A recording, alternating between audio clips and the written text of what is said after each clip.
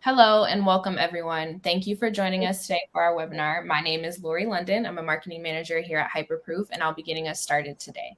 Today, our topic is ransomware and how you can defend our organization against the dark arts of modern cyber warfare. The content today will be presented by Aaron Polson, Senior Director of IT, Security, Risk, Privacy, and Compliance at Hyperproof, and Drew Williams, CISO and Threat Recon Practice Lead of Guidacent. In this webinar, join cybersecurity expert Drew and Aaron Paulson will have a discussion on how to take a proactive and pragmatic approach to cyber defense. Our speakers will cover trends on ransomware attacks on U.S. targets since 2014 and what the West has learned about state-funded threat actors and how they're expanding their hostilities via cyber. Steps to take and assess and validate your security posture, focus areas and tactics for shrinking your attack surface and mitigating the risk of a compromise from a denial of service attack from a ransomware event, talking points to use with your execs to get more resources for your security program. Bit of housekeeping points before we get started. If you have any questions throughout the presentation, we welcome you to enter them into the Q&A box for our presenters to answer after they've presented the information. If you are having any problems with audio or visual during the event, please try leaving the presentation and re-entering. If that doesn't work, please let us know you're having some trouble in the Q&A box. The event is being recorded and will be available on demand on our Bright Talk channel following the closing. And attendees will receive an email with a link to the on-demand event, as well as any instruction for receiving CPE credit. Aaron has over 25 years experience working in a variety of technical disciplines, ranging from security and software engineering to compliance and project management. During this time, he's maintained and enhanced security, risk, and compliance programs at 2 internet security firms. Drew is also an experienced cybersecurity expert who has contributed many great things to this space, including launching one of the IT security industry's first host intrusion detection systems, co-authoring the course curriculum for 3 separate master's degree programs in cybersecurity, and even being the first commercial funding source for the Black Hat briefings. Without further ado, I will pass it over to Aaron and Drew. You take the floor. Thank you very much, Lori. Thank you, everyone, for attending our webinar today. Should be very robust and exciting conversation we'll have with my friend Drew here about ransomware. And Drew, should we just go ahead and jump into it? Yeah, why not? Yeah. Perfect. Lori already mentioned, some of the topics that we'll be discussing today, but we'll just jump right into, what is ransomware? We're gonna have a very conversational tone and feel for today's presentation. I'm gonna rely heavily on Drew's experience and background in this space. But Drew, if you could just give us an overview of, I think everyone has an idea of what ransomware is, but I'm particularly interested in what, first of all, just clarify what is ransomware, and then how is it unique, and how is it common to other types of attacks that we see out in the space? It's interesting. Thanks for that question. Ransomware, there's folks will just call it, in the big bucket of malware.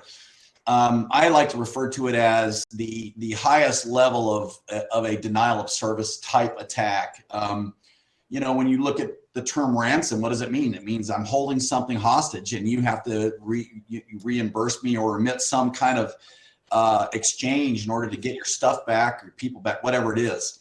And ransomware is no different. Ransomware is a very, very prolific process for denying access to the assets of an organization. That's really it in a nutshell.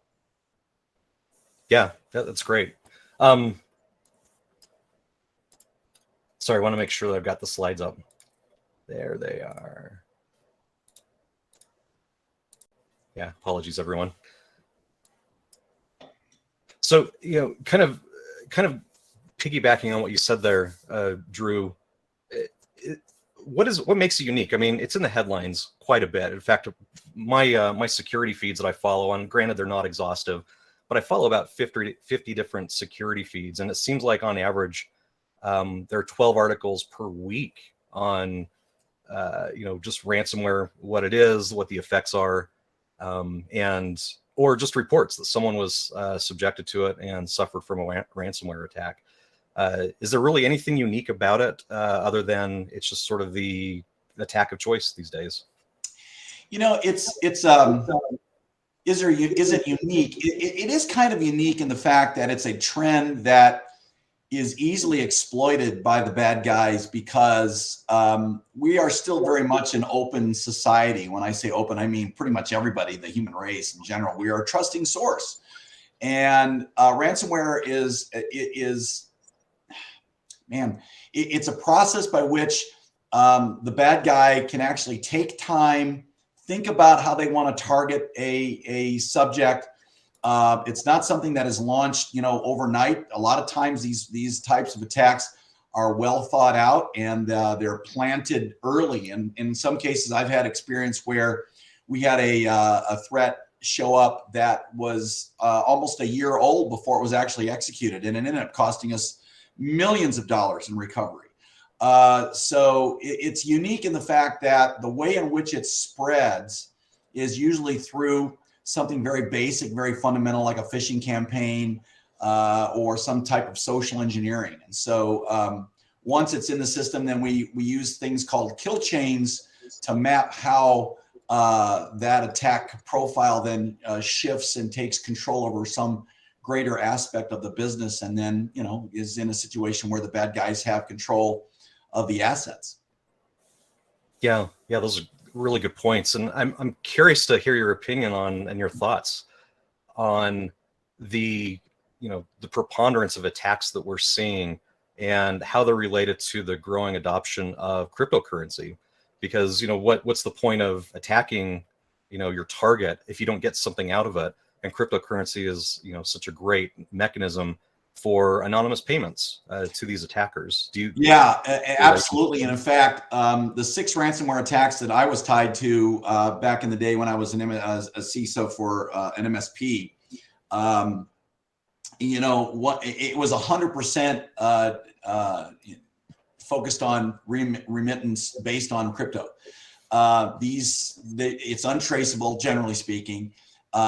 It's somewhat less of a commodity to be audited and governed and regulated, and so it's easy money. And it's not necessarily, I shouldn't say it's easy money, but it's revenue that is more not trackable, but I dare say the word anonymous. And so yes, it's the favorite way in which the bad guy gets compensated for their services. Yeah, and it I think about it as one of the reasons why it might be so popular now is it doesn't take a lot of overhead to launch a fairly sophisticated attack. I mean, the attack vectors are similar, largely through phishing. The delivery, the payload is a piece of malware, but the payment is fairly anonymous from what we can understand. Maybe it just makes it look a lot more attractive for people who are looking to start a career as being a bad actor. Yeah, most of the threat actors that we're dealing with, though, are state funded, and so the experience that I'm seeing is that even the rogue agencies are generally, or rogue individuals are generally backed by some larger organization. Most of the time, anyway, the ones that we catch the news, the ones that really make the big impact, they are a well-organized structure, and they have an objective, and their objective is to receive compensation so that they can use it to exploit others, and cripple supply chains, cripple infrastructure, cripple assets. And so that's really what's happening, and that Bitcoin funding is what they're using as the impetus behind these campaigns. You bring up something really interesting and a point that I kind of want to spend a few moments on, which is, recently, and I say recently within last couple of weeks, maybe a couple of months, there have been reports and various analyses that are uncovering the organizational structure of these threat actors, and we're finding that they're very well organized. And they seem to operate cross-functionally. they have literal project managers. They have stand-up meetings, daily stand-up meetings, reporting metrics. It wouldn't surprise me if they had like an underground, like a black hat management professional certification for these bad actors. Like they're tightly organized. Well, they are. There Yeah. are whole organizations. There are certain countries, and I won't name them, that actually have funding associated with there's no accident why we call this the dark arts. It is a well organized structure. I mean, the whole web underground and the internet underground, is a formal structured organization that's managed very effectively. And so, it's no different than organized crime. All that being said, I mean, do you see the trend continuing to where we may see more ransomware attacks, given the points that we've made about, ease of payment and just the organizational structures getting so sophisticated these days? Yeah. There's an old saying that says, if it keeps working, don't change it. And these attacks, my team was on probably one of the earliest distributed denial of service attacks reported, which was called Struffle back in February of 2000. And our team was a very early hacker research team back in the day when I was with the company called BindView out of Houston, and was one of our guys that actually wrote the countermeasure for that. And they're using the same kinds of approach that we saw 22 years ago, just in different iterations of it, because technology generally runs the same way, that you have to rely on the same kinds of tools, the same kinds of processes, and we're human beings.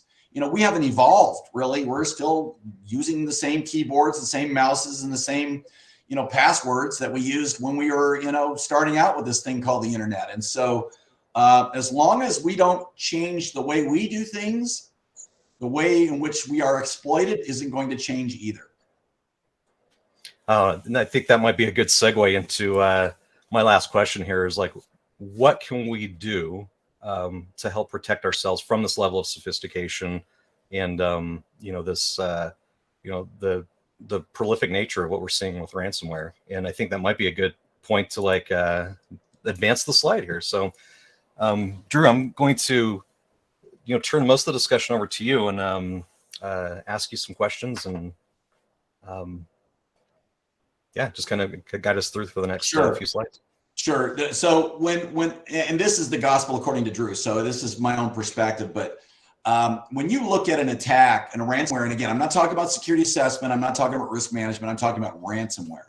Ransomware is a true combat-oriented situation. Anybody who's in the field who understands what it's like to be in combat, military folks, you understand you really have three different levels of situation. You're either under fire, you are looking at an imminent situation where you are going to be under fire, or that you are in a situation that could position you for something bad to happen. So the way I categorize that is it's a red situation, a yellow situation, or a blue situation. Certainly in the Navy, we have, various defense levels, defense conditions, and so on. But just from the sense of pragmatics, looking at things from a red, a yellow, or a blue scenario really allows an organization to pinpoint exactly where they are in that risk pattern. So why don't we go and let's take a look at that red, for example, and I'll give you kind of a little bit more of a background. So in the case of a red situation, and by the way, if any organization's listening to this and they happen to be in this case, hang up this webcast and call us, because this is not something we should be having a dialogue about. We should be fixing this. You're experiencing a denial of service incident in your system somewhere. You're probably using some kind of security protocol, but you don't know what it is. You have not engaged a forensics agency like a Red Canary or a Kroll. You may have partial access to your system, but you don't have complete access to your system. You don't have a business continuity plan in place. Security awareness training is not present in your business or your organization, or you think it's too small. If these kinds of conditions are present, especially with number one, you've experienced some kind of denial of service, then you're in what we would consider a red classification. And that requires a much more urgent triage type approach to looking at the situation that you're facing to get you recovering your assets as quickly as possible. So how, and the long answer to your question earlier, Aaron, is what do you do to mitigate these kinds of problems depends upon where you fall on the spectrum of these scenarios. So this is red. Yeah, and I think it's really interesting, Drew, that red encompasses not only like an active attack, and some of these, what I would consider larger components maybe not have been triggered like forensics, but also that security awareness training doesn't exist. Can you explain that a little bit more? Because that seems to be more of a passive type of protection. Yeah, and this actually goes back to the idea of what is a threat landscape. We were discussing this earlier. And if you think about the attack surface really isn't just the controls, the devices, it's also the people. In fact, it's a much more valuable, softer target, which is the attack surface of the people. And if the people aren't prepared, they're not aware of what risk is, they're not aware of what, compromise looks like, then they're open game and they're the first target on a social engineering campaign, which leads to phishing, which leads to dropping in some kind of a set of credentials that may at some point stay asleep until the bad guy comes back and says, hey, there's a beacon flashing over here. It says it's time for us to go after these guys. So security awareness training is mission critical to an organization, because and anybody will tell you that's running a company, what's the most important asset of that company? It's the people.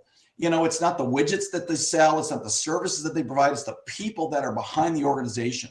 And if they're not aware of what the risk is, or how to address what risk is, or how to manage those risks, that's the first hurdle. It's not even very high. You just step over the top of it and you're in. Yeah. I was actually having this conversation last night that, we think of the threat actors, the bad guys, as, the dudes with the hoodies, and they're sitting in a terminal in a dark room, and they're very adept at coding. But if you look at some of the more prolific hackers out there, they are students of psychology and how people work and what their reactions would be to certain inputs, because it's all about that manipulation. And fortunately or unfortunately, we're the low-hanging fruit a lot of times. Yeah, exactly. And perhaps in another conversation in the future, we can talk about social engineering, because that's a whole category in and of itself. And as consultants, we see this all the time, where, part of what we do to go in and do an organization is how well can we schmooze our way in, and how far can we get once we're in there? Yeah. And that really helps put context around that security awareness training. And it reminds me of years ago when I was starting out in security, and there's this sort of, sexy thing called hacking and penetration testing. I attended a conference where people were doing this. They were getting paid. They were paid consultants to hack into people's networks. And I was really excited to see the scripts they wrote, the backdoors they dropped, and all of the cool things you read about. And 90% of the presentation was about social engineering. It was about, all I care about is getting someone to click a link.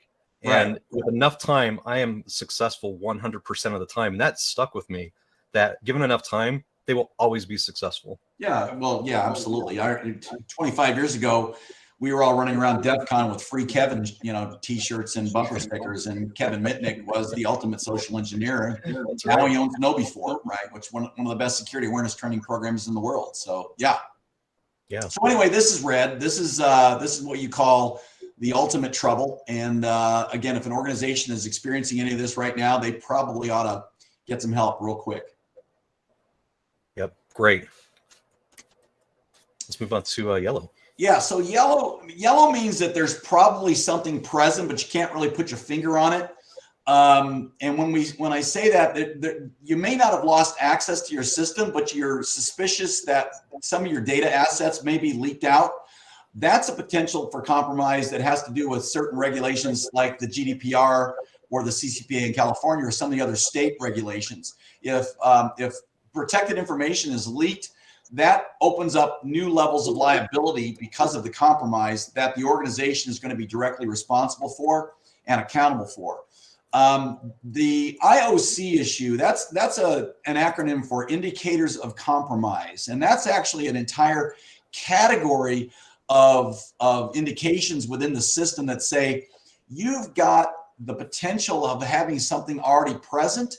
There may be code present. There may be some set of assets that have been changed. Credentials may have been accessed. I won't say illegally, but at the wrong time.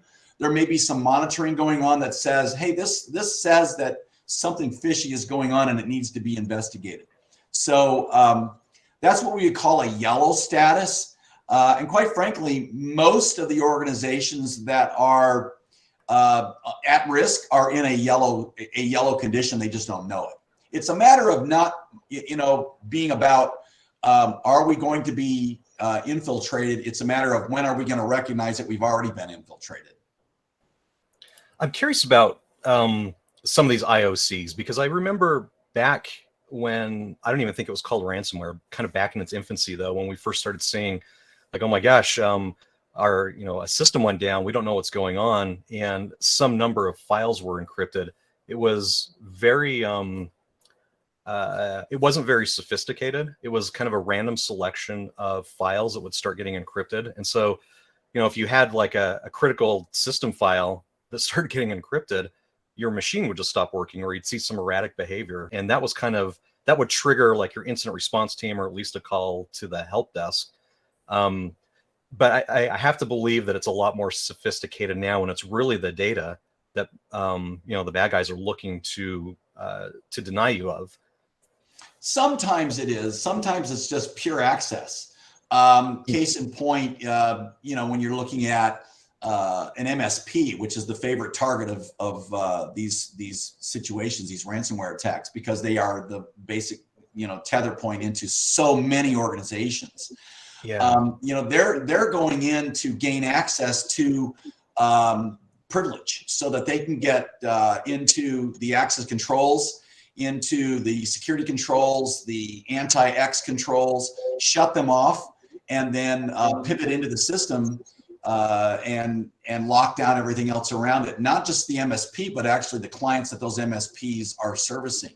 And that creates cascading challenges, because every one of those organizations have their own respective controls within their organization on top of those MSPs. So no organization actually just ultimately says, here, I'm going to turn everything over to this managed service provider. There's always some set of additional controls that are on site, on-prem, or in the cloud situation.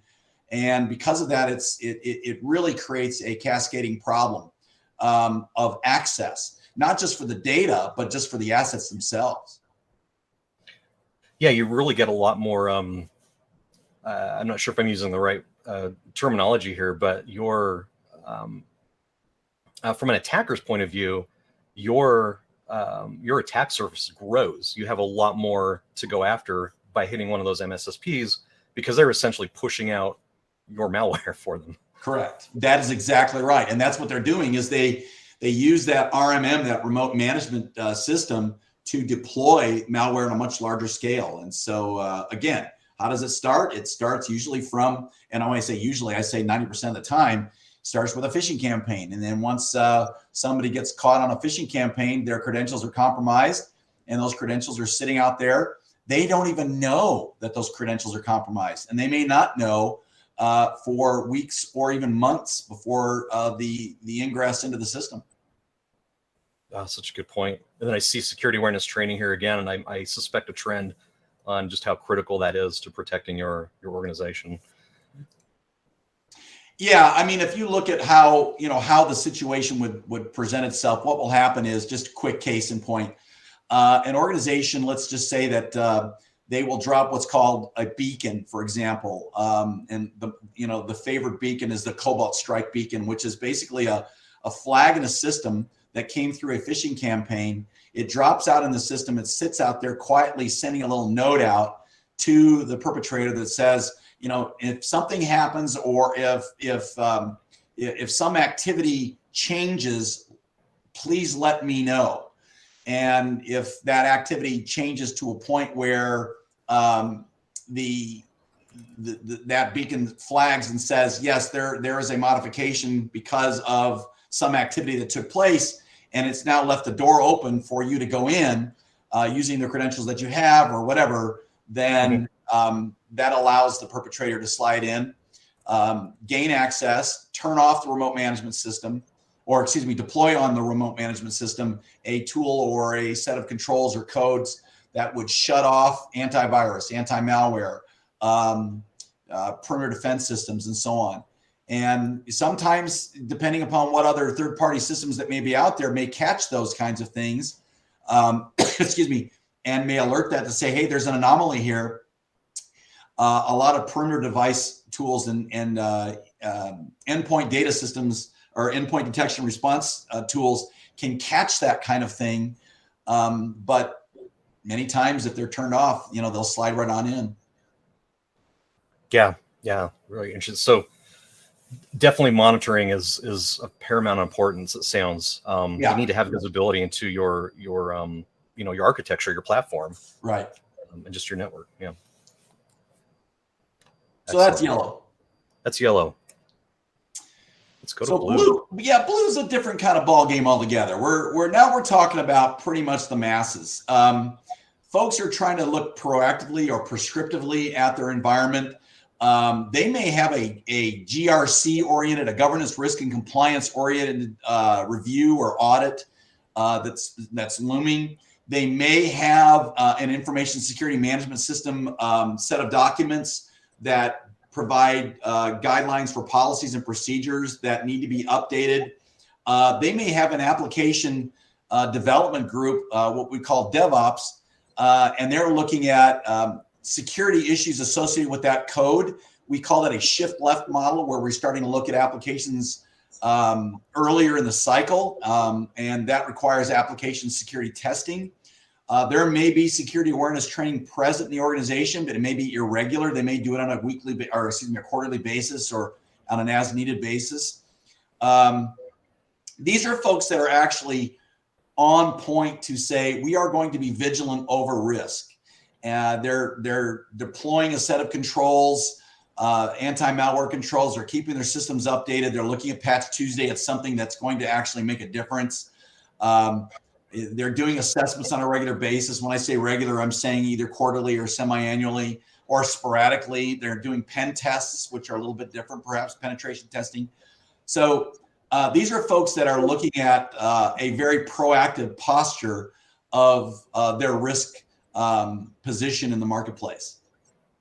Yeah, and I like the word proactive that you use there. It's not just sitting back and running vulnerability scans, which are fairly passive. Yes, they generate a lot of noise in your network, but they only alert you on what's already known, a known threat out there, versus being more proactive,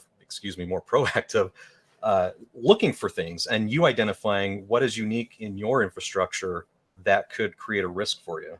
Yeah, I appreciate that. A good friend of mine is the CEO for Tenable, and I've known him for 20-something years. And one of the things that we talk about is, vulnerability scans are useful only if the scan results are acted upon. Once, I remember one of the guys that's on my team, he runs threat intelligence reports on a weekly basis for his clients.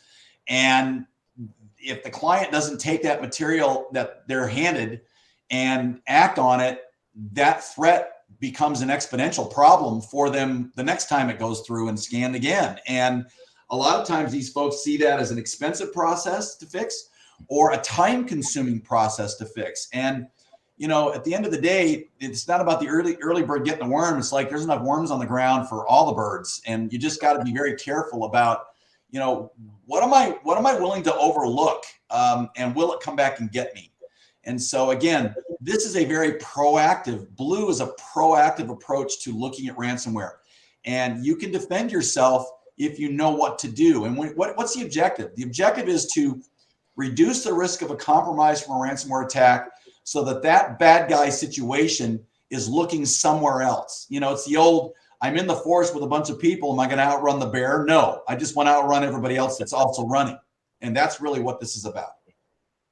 You brought up a point that I love that analogy, by the way, because it holds so true to so many different situations when you're talking about security. Is you just want to be less attractive than the other company, the other guy, because it's always the low-hanging fruit that gets picked first. One thing I really liked you brought up earlier was, the effectiveness of vulnerability scans is really tied to your willingness to act on them. And as you were saying that, the example that I was thinking you actually talked about was, if you run a vulnerability scan within your platform, and you find something and you go out and fix it, but then it comes up again. I mean, that's a real risk. You have to ask yourself, well, wait, we fixed it last month or last scan. Why is it coming up again? You have to be willing to really go to the root cause. It may be that your hardened image wasn't as hardened as you thought. And every time you redeploy that, you're reintroducing those vulnerabilities back into your environment.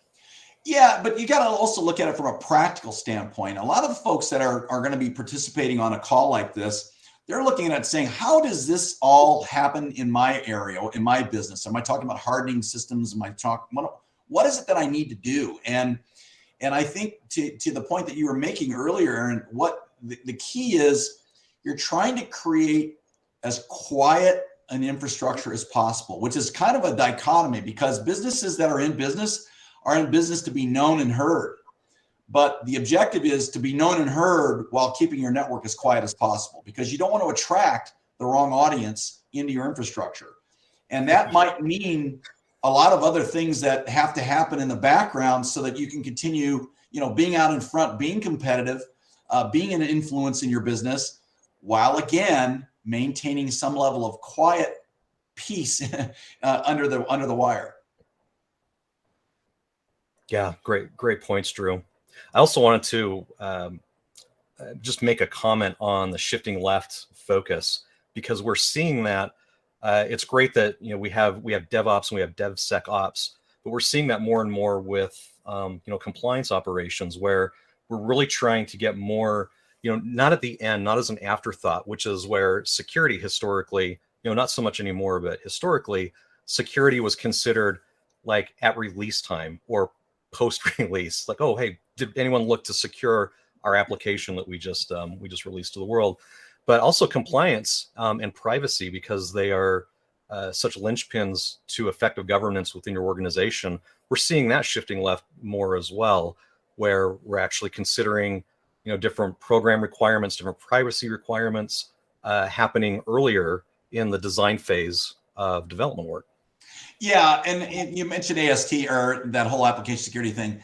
I was just talking to a client yesterday, in fact, about the idea that there are really two camps. One is securing the infrastructure of the organization.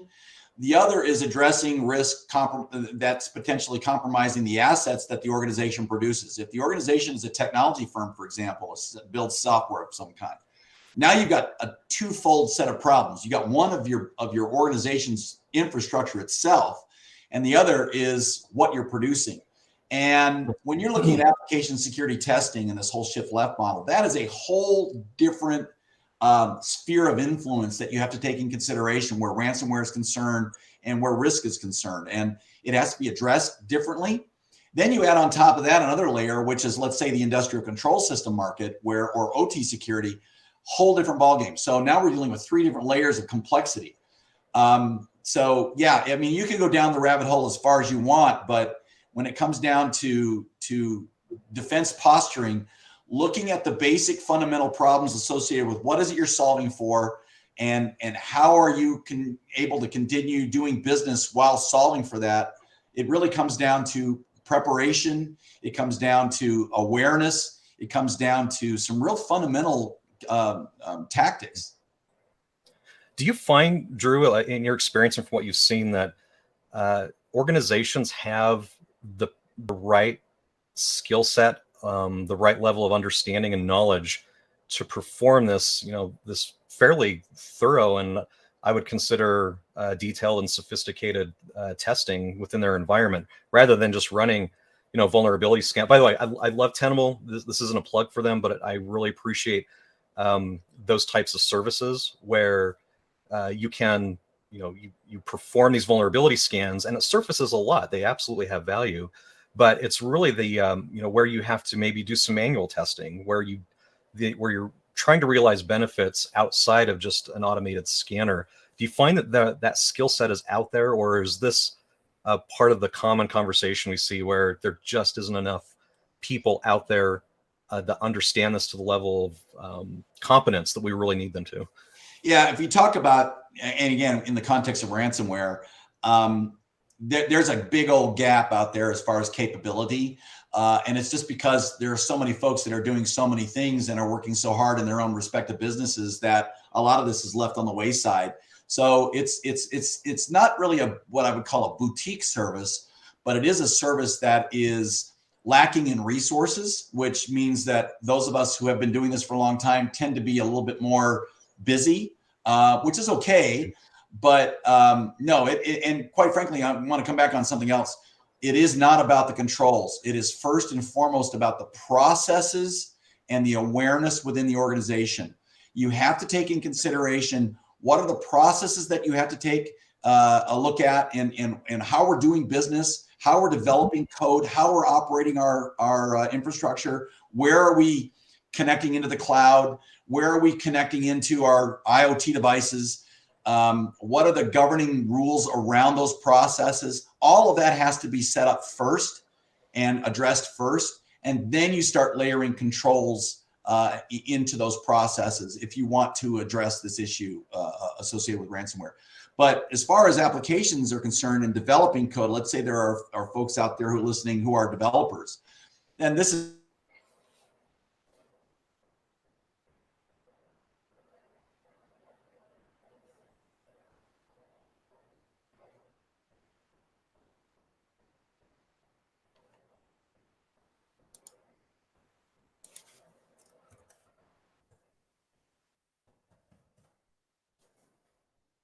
I think we may have lost Drew. Okay, we'll see if Drew can come back on, fix his audio. One of the things, though, if we can get Drew back on, that I'd like to call out here, because my first thought was when Drew mentioned it's not about the controls, I started thinking, well, I think it might be about the controls, but the later clarification, and I appreciate the distinction here, was that the excuse me, that the oh, there we go, Drew's back, sorry. I appreciate the distinction that the controls are important, they just aren't the first things you focus on, because it is the processes, it's understanding what needs to happen within the environment, and presumably that input goes and informs into the design of the controls that you later implement and test. Yeah, and that's Drew, I'm not sure how much of that you heard or if you're back. I did. Can you hear me okay? Can you hear me? Give me just a second. Yeah, can you hear me now? Drew, I can hear you. It seems like maybe we lost Aaron. Oh. Okay. Well, while we're waiting for Aaron to get back, I'll reiterate on something. Yeah, so when we're going back to those application models and that whole shift left, I mean, the whole OWASP, the Open Web Application Security Project, is all about testing applications. But again, we're talking about ransomware. Ransomware is about denying service, denying access, and what do you do to reduce that risk of compromise from this prevalent problem? So yeah, that's again, in my book, process is everything. Controls are essential. You got to have them. There's no doubt about it. I mean, at the end of the day, when you get in the car, you got to have a seatbelt, you got to have airbags, you got to have bumpers, you got to have safe driving capabilities, and tools are all about that. But it's how you drive that vehicle and how you understand how that vehicle works in order to be effective with it. So, yeah.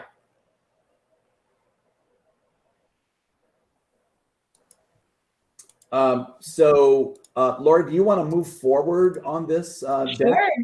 Yeah, Drew, if you want to go ahead and move forward, do you want me to advance the slides? I guess I can do that. Yeah. Yeah. Yeah.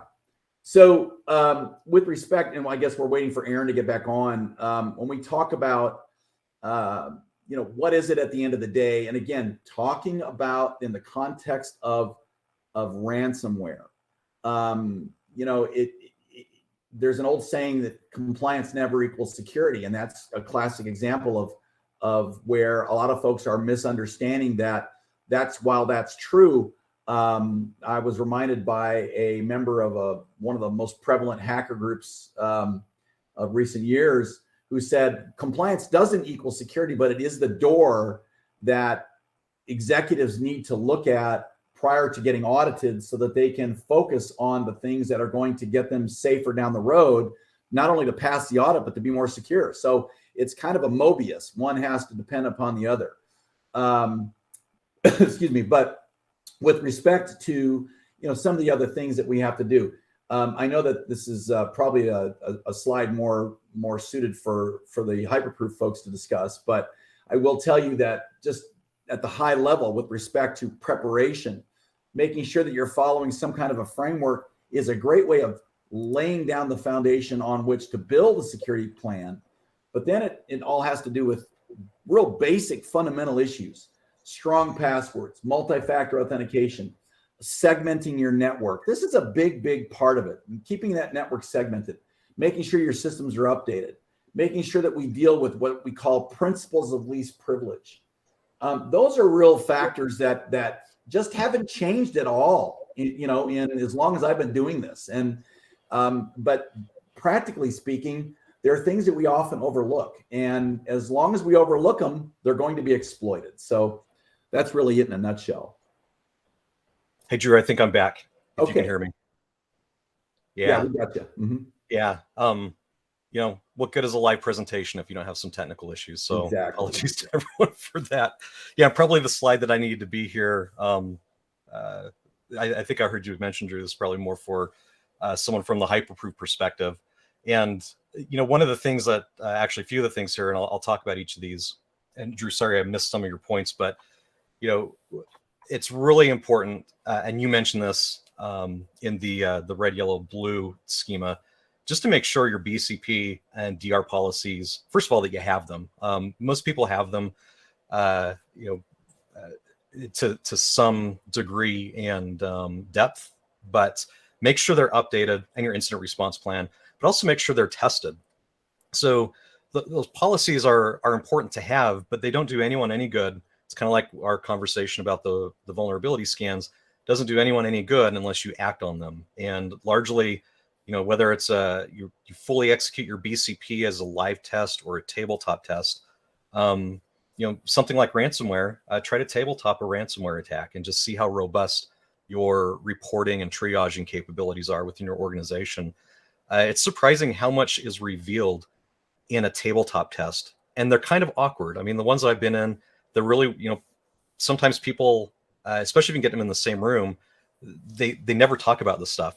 It's like a test, but almost, I don't want to say almost immediately, but once the test gets started, from my experience, everyone gets engaged, and you really, you reveal a lot about your capabilities and where your gaps are. And it doesn't take many of those before you've really tightened up your BCP, and then the management and maintenance of that ongoing is, there's not a lot of overhead. They're just little deltas that you have to add. Yeah, I agree. I don't think there's enough said about tabletop exercises. In fact, we're going to be working with a client here next couple of weeks, and we're going to be doing a couple of little tricks around tabletops, because that's really where the rubber hits the road. I mean, we don't win friends and influence people in a tabletop, but our job isn't to win friends and influence people. Our job is to protect their infrastructure. And so it's a painful process. It reminds me of boot camp, but you do learn a lot, and it's growing. It's like, I always say, it's like taking a fat man to the gym the day after Thanksgiving. It's painful and it hurts, but it sure is good for you. I love that. And I like the point that you brought up, Drew, which is, some people kind of take it personally when maybe it's you or your department that has, a gap or the bulk of the gaps, but setting the context is really important. Is, we're not here to point fingers. We're here to protect our organization and our people inside the organization. And that's all the exercise is about. So it's a true learning activity. The output of that exercise feeds right into, as input for strengthening your business continuity program. Yeah, the next one, this is kind of this is one of those common sense things, but it's so important, especially these days when we talk about things like zero trust architecture, which is you really need, and it's always been important, but you need to ensure that you're logging and you're monitoring and especially alerting on events within your network, within your application. And it's not just setting them up, but making sure they're tested. And so whatever your logging and alerting controls are, don't set them and walk away and just assume it's catching everything. Those things need to be tested on a regular basis, just like most every other control within your organization. Yeah, zero trust is a different beast altogether, and actually, it's certainly part of this this whole ransomware situation. And zero trust, quite frankly, for those folks who don't know what zero trust is, it simply means anybody that's accessing your system needs to be verified, no matter who it is. Don't care if it's your mom, it's your kid, or you. Every time you go in and out of the system, it's going to come back and ask you again, who is it? And how do I know it's really you? And it's not trust but verify. It's don't trust but still verify. And then trust. And then trust for a minute. Then verify up front. Yeah. Right. Do you think I know this isn't a zero trust conversation, but and I'm not an expert in zero trust by any means, but it looks like a good idea that may be getting overused. And I'm always wary when I see article after article and report after report about zero trust. Do you think it merits all the attention, or is it just the current panacea? Yeah, no, actually, it's interesting because Guidison's a big zero trust provider. We work with our clients, and we've got a couple of large clients that are engaged in, we're talking 1.5 year zero trust campaigns for their development cycles. And it is a very real process.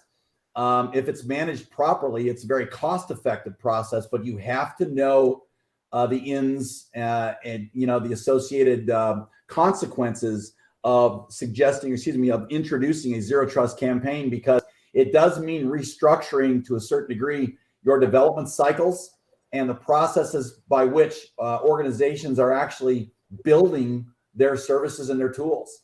So I think it's a very effective process to implement, but it requires time, it requires focus, and you better know what you're doing ahead of time. Otherwise, it can go backwards real fast. Do you think, there's the maxim that complexity is the enemy of security. Do you think zero trust might suffer a little bit from that? Or conceptually, does it? Because conceptually it sounds pretty straightforward, but I think operationally and to implement zero trust sounds like a lot of work for people who. It is work, but it's not complex work. It's detail work. And this is one of those devils in the details. If I've got a principal security consultant that's on our team. She had an 18-month contract overseeing a zero trust model for an entire code base. And it's all very pragmatic focus. It's just making sure that, you're looking at identity and access management controls. You're looking at all the access control points in the organization's check-in, check-out procedures for code. Obviously, shift left is part of that as well. So, and OWASP was part of that as well. So again, it's detail oriented, but there's a methodical process that if you look at it very carefully and you understand what it is that you're trying to do, you can be very effective at the end of the day. That's a worthwhile investment, but it is an investment. Yeah. I appreciate that insight, Drew. The last part of what I wanted to talk about here on this slide, about improving your security and risk management capabilities is you really, and Drew, I think it's when I had my technical issues and the sound dropped out, but I was making the point that I liked how you made the distinction between, it's not about controls first, it's about those processes first. And then, the controls are what are designed and implemented to ensure those processes are being supported. And so this kind of jumps ahead. But I think from an operational point of view, you really need a simple and robust, like a controls management solution. It's how you govern your organization.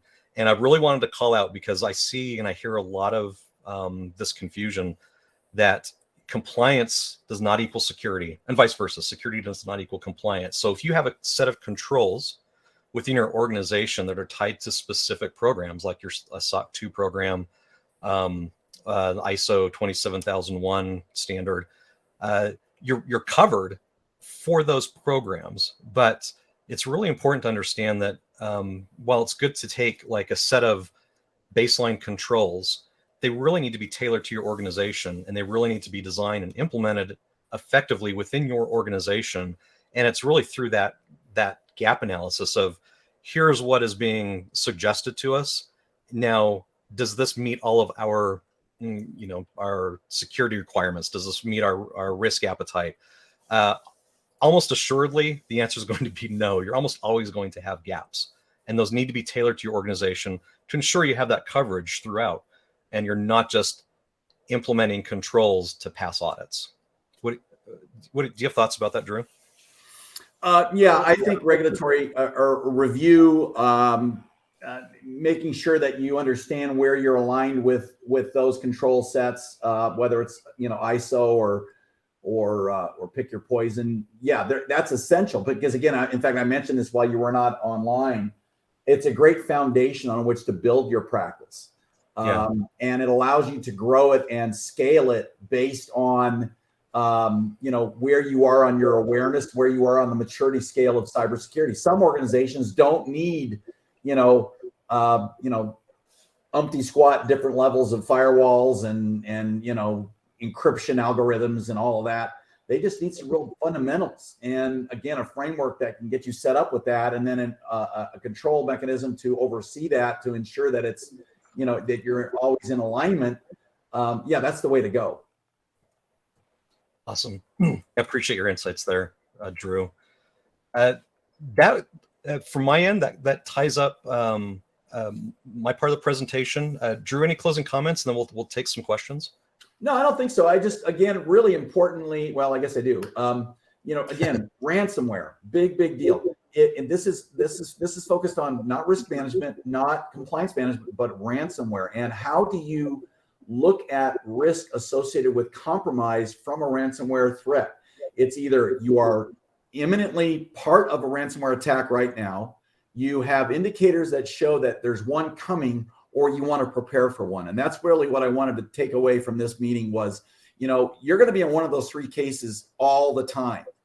And how you position yourself in your business, your infrastructure, at home, now that we've got a very, remote operating, environment because of COVID, vulnerabilities are off the chart right now because of that. And because we have a decentralized operating environment, generally speaking, this takes a whole new layer of one of those three categories always applying. So I guess I would just say, be vigilant, be cognizant of the fact that we are all in one of those three cases all the time.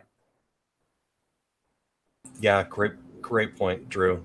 Thank you so much for that. And with that, I will turn it over to Lori, and maybe you can read off some questions that we have. Sure. Thank you both so much for that discussion. We have a few questions. I'll start off with the first one. So this question reads, will my cyber liability insurance always cover me in the event of a ransomware attack? Drew, I'll let you take this one. Oh, sure. I love words that have, or questions that have extremes in them. Always and never. The answer is always changing. So the answer is no. They always won't. Will they sometimes? Yes. But it will also depend upon the insurance carrier, the contract that you have with the insurance carrier, and what their expectations are for preparation that you need to go through prior to getting that premium written. So if you've done an assessment, if you've got certain aspects of a particular framework in place, you've got certain controls in place, you've got certain processes in place, and you've got a tool to validate that, then the likelihood that you're going to be covered should a ransomware attack event take place, it's very high. But again, it depends on a case-to-case basis. Do you think, Drew, and maybe you've seen this out in the wild, so to speak, but do you think insurance companies will be more prescriptive about maintaining certain assurance levels through third-party audits, like an ISO certification or a FedRAMP certification, before they're either willing to insure you, or as it may affect an eventual payout were you to experience them? Absolutely. They're already doing that. Yes. Oh, very much so. Many insurance organizations are using ISO as a standard, or FedRAMP, depending upon what their government ties are. Or oh yeah, absolutely. That's very common. So if you didn't, for example, pass your surveillance audit for an ISO 27001, your insurance company may use that as, and not to like point fingers at insurance companies, but they may point to that saying, hey, you know what, we're not going to pay out because you clearly didn't demonstrate adequate governance over your internal controls. It could, yes. Depends on how you've written the exception for it. Generally, a lot of folks that have audits like that, they've got pages and pages of exception reports that go along with that. But yeah, you're absolutely right. Insurance companies don't want to pay a thing, and they won't unless they absolutely have to. So yeah. Very interesting. Cool. Okay, so I think another question we had come in was around tools that are available. And this person wanted to know, how can tools help to shrink the opportunities for ransomware attacks? So again, controls and tools are useful only if you've got effective processes driving them. Obviously, anti-malware deployed, endpoint detection response mechanisms, make sure they're deployed at all endpoints, not part of the endpoints, making sure that you've got a web application firewall running properly. You've got a segmented network. All of those are tool oriented, but unless you've got good processes to govern those and drive those, to set the rules, and then you've got the right people that understand how to use those tools effectively, you can't just take one thing out of context, but they are important. And just to add to that, Drew, the tools, because I like the way you put it, but they're really they're effective only insofar as they can validate those processes are in place and functioning as expected and as designed. Yes, and that's something that's often missing, is a validation component that says, wait a second, this is not working the way it's supposed to, or you don't have the right policy in place. And that's where a validation tool comes into place and come into play very effectively. Yeah, very, very good. It looks like those are all of the questions. I'm not sure if either of you have anything else to say. Just want to thank Drew. This was a great conversation. I really appreciate the the insights in defending against ransomware. I'm especially I really like, Drew, that security awareness training hit on all of those levels, and even in that blue level, it's difficult to say, hey, we're nailing that security awareness training, because it's always an ongoing effort, and there's always something better you can do to help that what's the phrase, that human firewall in your organization. Yeah, agreed. But I think, I guess my last bit would be, if there's, if anybody's got any questions regarding ransomware attacks or services, and they want to prepare for such things, give us a shout. We'd be happy to talk to them, because this is something that's near and dear to our hearts and minds. Great. Thank you both. Again, there will be a follow-up email with a link to the recording that will be available on our Bright Talk channel shortly after we are done here. So thank you all for joining. Thanks very much. Thanks, everyone. Appreciate your attendance. Cheers. Cheers.